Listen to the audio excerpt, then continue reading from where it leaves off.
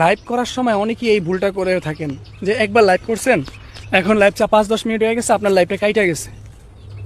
তো আপনি তো এই যে লাইভটা কাইটা গেছে, পরে আবার লাইভ করছেন, আবার কাইটা গেছে, আবার লাইভ করছেন, এই যে এগুলোতে করতেছেন, এটা আপনার আইডির জন্য একটা ক্ষতির কারণ হয়ে যেতেছে।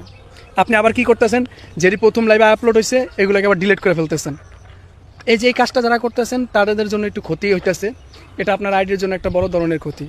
তো চেষ্টা করবেন লাইভ করার সময় একটু সময়কে নিয়ন্ত্রণ করে সব কিছু ঠিক রেখে, যাতে আপনার লাইভে কোনো ধরনের কোনো সমস্যা না হয়। যেমন ধরতে পারেন আপনার লাইভ করতেছেন, পাশের থেকে কোনো গান বাজনার শব্দ আসতেছে লাইভে, তাহলে আপনার লাইভও শেষ, আপনার আইডিও শেষ। এটা মনে রাখবেন। তারপরে লাইভ করার সময় আবার অবশ্যই আপনার লাইভ করার সময় কারোর সাথে যে মোবাইল দিয়ে লাইভ করতেছেন ওই মোবাইলে কারোর সাথে কথা বলা যাবে না।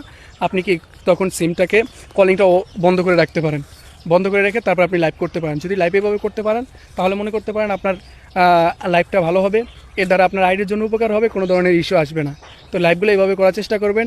আর লাইভ করার সময় বিশেষ করে আরও একটা জিনিসকে আপনাকে খেয়াল করে রাখতে হবে, লাইভে যাকে আপনি উড়াইতেছেন তার পাশে কোনো ধরনের গানের আওয়াজ, কোনো ধরনের ফেসবুকের কমিউনিটি গাইডলাইনের বাইরে, যেমন ধরেন কোনো বাচ্চা খালি গায়ে যাইতেছে বা বাচ্চা কোলে নিয়ে বসছে, তারপরে আপনার নিজে কোনো খালি গায়ে বসে আছে, এরকম ব্যক্তিদেরকে যখন আপনি লাইভে উঠাবেন তাহলে আপনার আইডির জন্য অনেক ক্ষতি হবে।